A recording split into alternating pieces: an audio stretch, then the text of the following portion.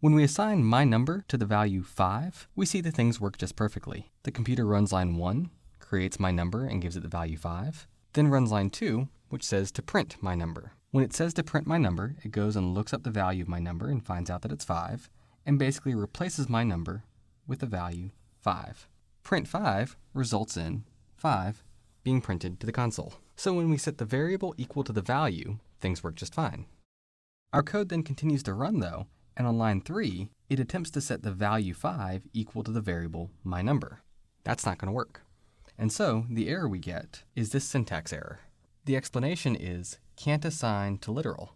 Literal is Python's word for something like 5, just a pure value. We can only assign to variables, not to values or not to literals. We can see this happen in other ways too.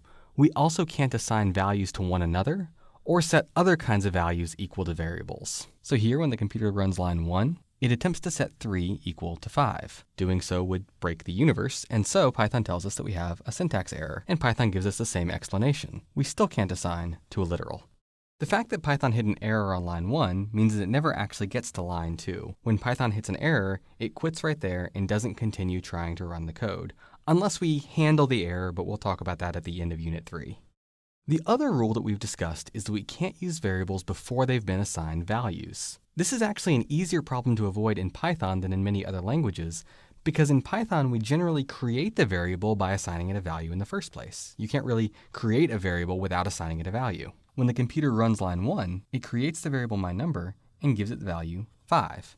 It has no way of creating it without giving it a value. However, there are a couple ways we can accidentally try to use variables that don't yet have values. For example, here we've just removed that assignment statement. When the computer runs line 1, it tries to print what I'm calling my unassigned number. The name of it kind of gives it away. I haven't assigned it to anything yet. You also might notice it's not highlighted in blue. That's because it hasn't been created or defined as a variable. Right now it's just text. So when Python tries to print that, it triggers an error. Specifically, it triggers a name error. And it describes that the name my unassigned number is not defined, which is exactly the problem we were demonstrating. We can't print a variable before we've assigned it a value. So if you accidentally use a variable name before you've actually created it, this is the error that you'll see. This can happen for a number of reasons you might not expect.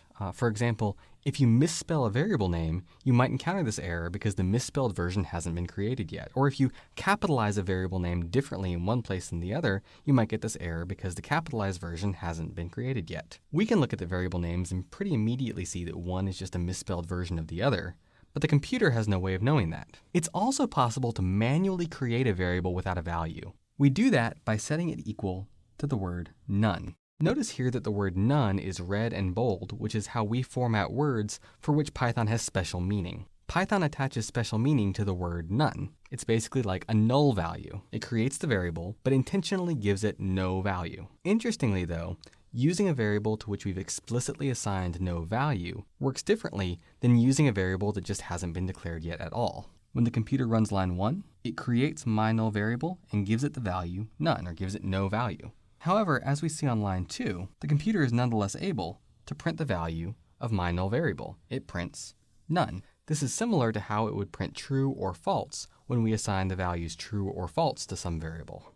When we get to line 3 though, the computer encounters the same problem.